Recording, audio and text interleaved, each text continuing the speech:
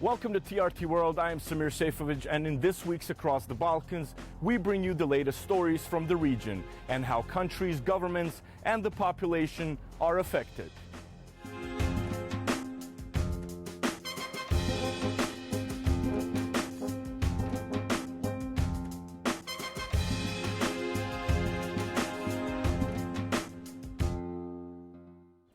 Hundreds of Serbs took to the streets to denounce their president's promise to Israel that Serbia will continue supplying ammunition. But Aleksander Vucic backtracked that statement just one day later. Teda Imamovic has more details.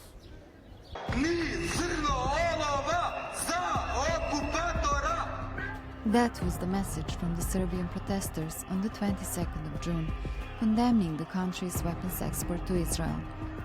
Skupili smo se kako bismo pokazali da narod ovde ne želi da se oružje u naše ime prodaje genocidnim zločincima i da samim tim mi učestvujemo u tom genocidu.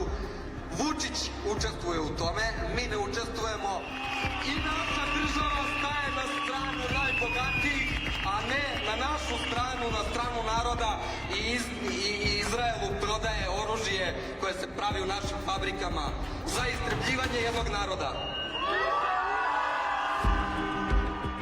The next day, President Aleksander Vucic announced that Serbia is halting all arms exports. U narednom periodu samo uz odluku Savjeta za nacionalnu bezbednost, što će biti vrlo transparentno, vrlo javno, negde nekoj zemlji možemo da prodajemo municiju, mi oružje. Samo smo sa Kiprom, oni nama helikoptere, mi njima nore, i sa Azerbejdžanom, ali to je ostalo na tim teritorijama, nigde drugo nije išlo. U ranijem periodu i napravit ćemo takozvanu crnu, sivu i belu listu, pa polako.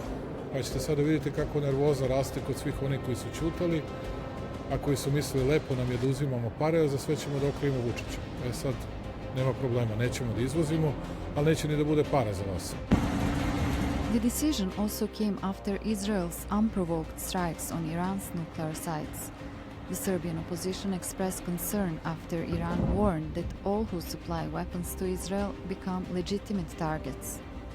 Mi želimo, kao Srbija, mir na Bliskom i Srednjem istoku. Nama su prijateljske zemlje i Izrael i Iran. Rekao sam, posle 7. oktobra smo bili jedini koji smo prihvatili, posle terorističkog napada, ako se sećate, a ne posle sukoba Izrael-Iran. Jedno je što smo mi izvozili posle 7. oktobra, a druga je situacija danas. Mi smo sad zaustavili bukvalno sve. Earlier, in an interview with the Jerusalem Post, Vucic said Israel reached out to Belgrade after Hamas's attack. On the 8th in the evening, we got a message from Israel. We need this and that. We were not absolutely ready. We need it as soon as possible. I used to be the Minister of Defense and I know how it goes. Licenses from the different ministries, security intelligence agencies, more governmental and non-governmental bodies, and we collected everything within 4 days. We did it. It has never been achieved before in this country. Since October 2023, more than 56,000 people have been killed in Israel's attacks on Gaza. And people worldwide continue to push for a permanent ceasefire and the cessation of arms sales to Israel. At a recent protest in The Hague, around 150,000 people marched, demanding that European governments draw a red line against Israel's military actions in Gaza and immediately stop arms export. It's not only the sale of arms to Israel that many Serbians are at odds with the government about. For nearly 8 months, thousands of people, led by university students, have been holding anti-corruption rallies across the country. They are seeking justice for the victims of deadly train station canopy collapse in the city of Novi Sad. Many say the incident is reflective of excessive corruption and neglect in state infrastructure projects. Tens of thousands of people on the 28th of June attended a rally calling for early parliamentary elections. Critics also say Vucic has become increasingly authoritarian since coming to power over a decade ago, while he claims unspecified foreign powers were behind the protests. Teddy Mamovic across the Balkans.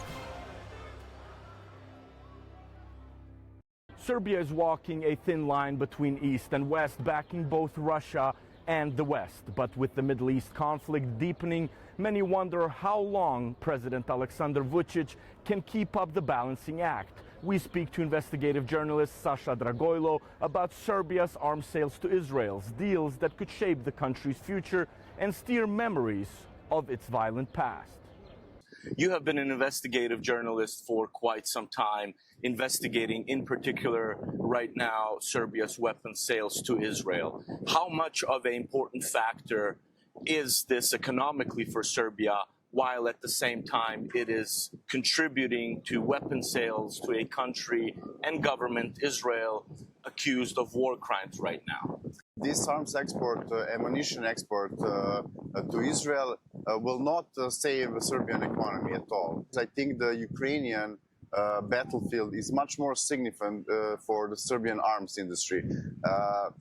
But what we discovered is that the Serbian exports to Israel has been increased 30 times at the time when Israel was actually pretty clearly committing war crimes in Gaza.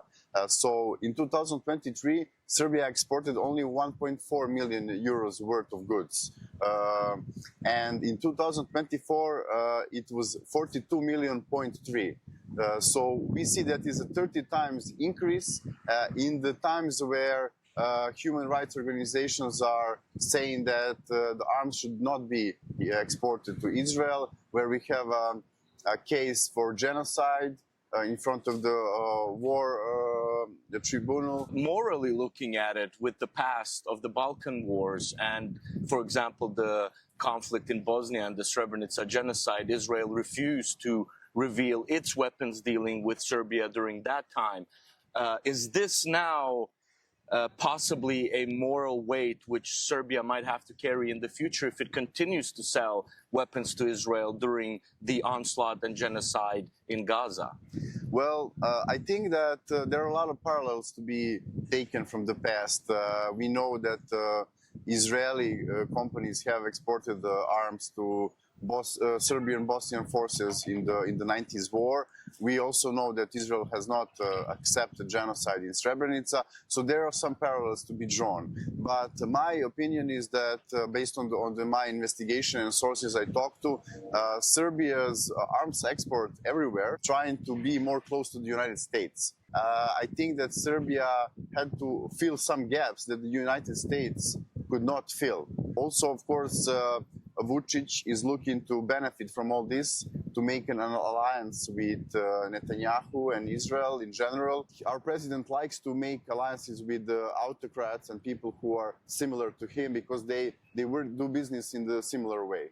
Serbia has been warned both by Kales and Moscow lately that they have to choose a side, whether that be the Eastern or Western Bloc. How is the president of Serbia managing to balance this relationship between the East and West, accused by both? He is really a capable politician.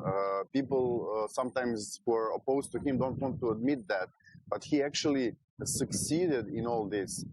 Russia, who has been issuing press releases recently warning Serbia about the arms export to Ukraine, this is something that they need to, to draw the line. And I'm not sure what Vucic will do at this point, but he managed to balance it pretty well. He decided to stop the arms export a couple of days ago, and I think it's more because of the pressure from Moscow and not because of the critics that Serbia exports to Israel. So I think when it comes to morality, a Serbian president doesn't look that way. He just looks what is beneficial to him and for his party to stay in power. So that way, I think he's afraid that the Russians are fed up and maybe they want to act accordingly. But of course, we saw that The same day when he said he stopped the arms export, we saw that the Israeli transport plane came to Belgrade just a couple of hours later. That plane was at least 8 times in Belgrade in the recent 8 or 9 months. So we cannot expect him to fulfill his promises. This is just daily politics. In next week or so, maybe Serbia will continue the exports. What do you think could be the implications for Serbia based on international law in the future? We are seeing the ICJ and the ICC also charging those who they consider compliant in the Gaza genocide. I'm afraid that I don't really have a lot of faith in that process. If we would want to, charge Serbian leadership, before that we will have to charge the whole Western leadership. So United States, Germany, UK, all the Western world in a way. They are the most complicit in this crime with Israel. Serbia is like a small part of the big mechanism, and Serbia is doing this mostly to be loved by the West. I think everybody who were involved in the arms distribution to Israel, and there are evidence that those weapons are used in war crimes, should definitely be in front of the war tribunal. But before Serbia, I think there are many other more powerful, more influential countries to be part of that. You've mentioned that the only benefits seen from these arms deals between Serbia and Israel are seen by Aleksander Vucic himself, his party leaders or supporters, while at the same time we did see Serbian citizens protest the delivery of weapons. Is the public of Serbia in any way benefiting from these deals? No, I don't think Serbian public benefiting from these deals. Every other deals, such as the exports to Ukraine, can be seen as financially beneficial. When it comes to arms trade, Serbian taxpayers are not really benefiting from all these big deals who can be controversial in many ethical ways. This is the tool for the geopolitical positioning of the Serbian government. When it comes to the Serbian public and Israel's war on Gaza, there are many people who are opposing it. We had protests and everything. Here in Serbia, we have a major political and social crisis at this point. A large student protests. The regime is finally afraid, that wasn't the case in previous years. So people in Serbia are more focused on themselves at this point. And my last question to you, while the West does hypocritically have problems with Serbia selling its weapons to Russia, it seems to be completely fine with Serbia selling its weapons to Israel. How do you see that as an investigative journalist, also from the perspective of a Serbian citizen? Yeah, well, I think that the Western hypocrisy will finally destroy that last levels of reputation that they have in Serbia. So West is not popular in Serbia for many reasons, historical, NATO bombing, etc. And this will definitely not help. Serbia actually does not export arms to Russia at all. Serbia only exports arms and ammunition to Ukraine. This is something that Vucic was carefully done. So he did not impose sanctions to Russia. That is his favor to Putin, but he sent a bunch of weapons to Ukrainian, even those who are being fired at the Russian territory. And I think that this hypocrisy is something that is become a symbol of our age. Since Russia's invasion of Ukraine, we saw a lot of hypocrisy. If Putin is doing war crimes, which he does, then the Israeli government is doing war crimes even more clear on a larger scale. And I think the principle needs to stay the same.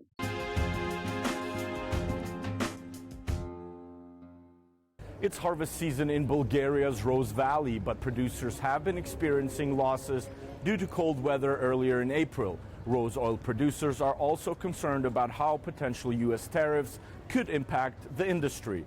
Adam Amunu has more. Here in these green fields, it's it's time to stop and smell the roses. For centuries, the blossoming of buds in Bulgaria has been a signal that their Damascena roses are ready to be harvested.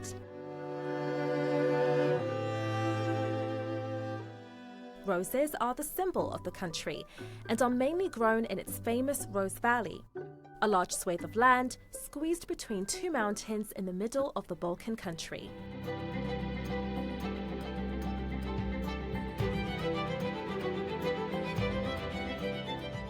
Surrounded by its beauty and an old tradition of rose harvesting, former music teacher Veselina Rashida was inspired to take a new direction 2 decades back. She and her husband run a family distillery to produce organic rose oil. Знам, че го правя в хармония първо с природата, защото всичките ни насъждения са биологични, процеса по преработка също, всичко е биосертифицирано. Правим го с максимална грижа за почвата, за биоразнообразието, за чистотата на растенията. Второ, продуктите, които произвеждаме, се харесват. Определено непрекъснато получаваме страхотни отзиви и това е огромно удовлетворение да правиш нещо, което е полезно, да произвеждаш нещо, да осигуряваш по този начин и работа на доста хора. Damascena is a delicate rose type that requires careful handpicking to keep the petals as intact as possible. It takes some 4,000 kilograms of rose petals to produce 1 kilogram of 100% pure steam-distilled rose oil. That's then used in cosmetics and perfumes.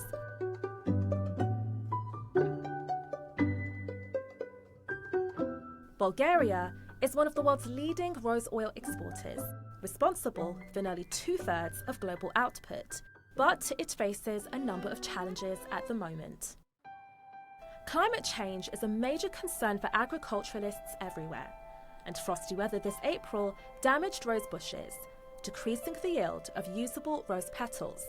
It comes after the extremely mild winter last year brought forward the harvesting season by a month. Ами различно от обичайното, че тези година времето е много дъждовно и по-студено пролетта. Беше така отказето съзена и тега е хладно и розите трудно изсъсяват. Подготвени са, но не могат да изсъсят, защото няма достатъчно плъв. Но има и измръзване. Има измръзване на розите. Secondly, the country faces stiff competition from the likes of Azerbaijan, Uzbekistan and Afghanistan in production for high-quality rose oil. Има и традиционни други места, като Иран, Марокко, дори Франция се произвеждат, но там са други ботанически видове.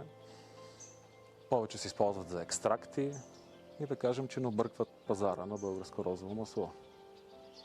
Докато тези новоспоменати създават определени затруднения и тепърва ще създават, докато има кой да ги купува.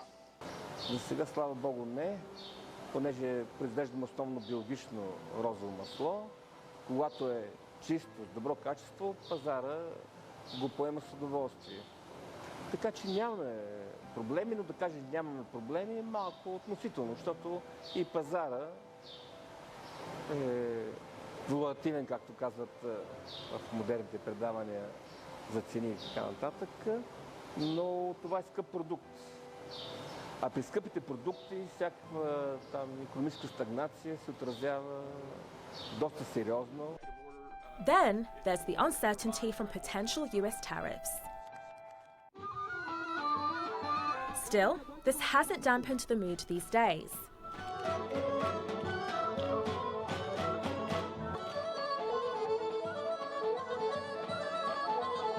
This joyous celebration is part of the Bulgarian Rose Festival, which has been organised every year since the early 20th century in the town of Kazanluk, which sits at the edge of the Rose Valley. It marks the end of months of hard work of growing flowers and producing rose oil. The festival is so popular that tourism has become another source of revenue for the region. I think it's beautiful just to see how important the rose oil and the festival just kind of brings people into the culture, and between the music and dance and even food and things that are available, it's really exciting just to get to share in that culture. How the industry thrives in light of climate and economic pressures might just depend on how its producers navigate the thorns around and ahead. Adam Amunu across the Balkans. On Montenegro's southernmost coast lies Velika Plaža, a 12-kilometer stretch of pristine sand, one of the last of its kind in the Mediterranean. However, a deal between the government and a powerful UAE real estate developer has sparked national debate about the potential impact on the fragile ecosystem and the rights of citizens. Mirjana Miladinovic has more from Montenegro. A warm welcome in the United Arab Emirates. Montenegro's Prime Minister Milojko Spajic came with a mission to seal significant investment deals from the Gulf into the heart of the Balkans. But back home, that mission has hit a wall of resistance.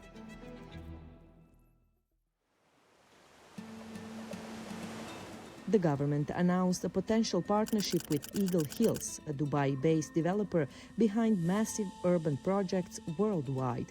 The proposal, a long-term 99-year lease for developing Velika Plaža, Montenegro's iconic 12-kilometer beach, a protected area since 1968. A lot of money, a lot of years, and a lot of concrete. But locals are saying no. They protested and wrote to the EU, opposing the plan. Pa mislim da nigdje na evropskom kontinentu, posebno na Mediteranu, ne postoji plaža koja je duga 12 km i koja je, što bi oni mislili, neiskorišćena. Znači njima treba jedan veliki komad teritorije da bi mogli da ostvare svoje zamisli, znači svoje ogromne planove koje imaju. To naravno nije u skladu sa našim i planovima i željama i interesima, prije svega potrebama. But the Prime Minister defended the process. Još jedna država Mediterana je dala više nego konkurentnu ponudu, kontraponudu nama, Ujedinjenim Arapskim Emiratima, i oni su spremni i bez garancije države da daju duplo veću obalu u zakup, i to čak i da prodaju zemljište investitoru, dok bi kod nas bilo model zajedničkog ulaganja gdje bi država zadržala ogromni procenat vlasništva nad kompanijom, imala dividende naravno i ogromnu benefit od te kompanije. Tako da jednostavno ovo je konkurentan svijet. Država Crna Gora se bori za velike investitore. But many Montenegrins saw the plan as a step too far, giving away what they see as sacred ground for a future they didn't agree to. Mislim da je centralna vlast ishitreno ušla u cijeli ovaj proces i to je se vratilo kao bumerang. Znači, bez konsultovanja lokalne samouprave, građana, velikog broja civilnog sektora koji ovdje djeluje, naprosto se ovakve velike stvari ne mogu izvesti. Velika Plaža isn't just a beach. It's one of the most biodiverse zones in the Mediterranean. Mi smo ovdje na jednom području koje je prepoznat na globalnom nivou kao ključno biodiverzitetsko područje. Što to znači? To znači da njene prirodne vrijednosti su specifične i jedinstvene na svjetskom nivou. Da u momentu kada Crna Gora uđe u Evropsku uniju, mi ovo područje moramo da zaštitimo i na evropskom nivou. According to the draft agreement, Eagle Hills would have exclusive rights, meaning no other investor would be allowed for 99 years. Ovo područje je mozaik raznih staništa i ukoliko se ovdje investira kao što je to predviđeno, odnosno prezentirano, onda to znači gubljenje neprocjenjivog biodiverziteta i jednog nevjerovatnog pejzaža koji baš je unikatan zato što je ovo jedan od rijetkih mediteranskih pejzaža koji je opstao u svom načinu. Ovakvim ugovorima, ako bi se znači on sproveo,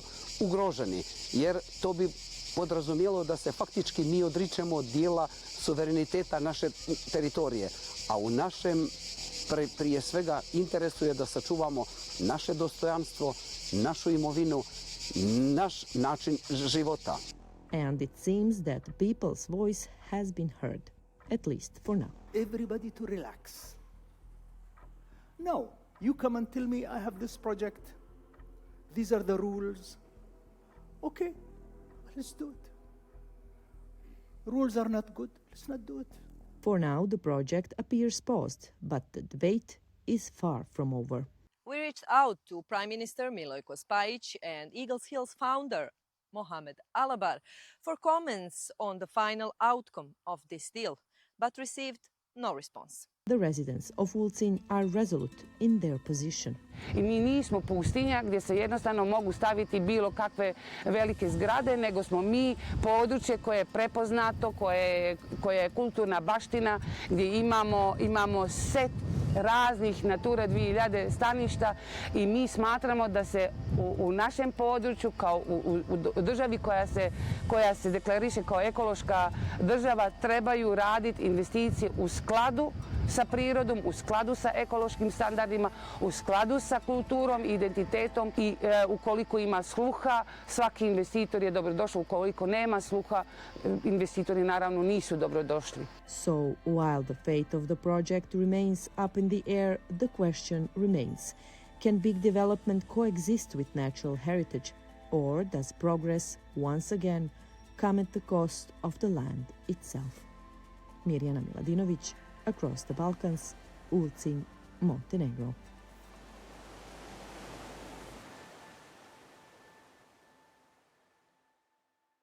Thank you for watching TRT World and letting us once again take you across the Balkans. That is all from the team for this week. We hope to see you again next time.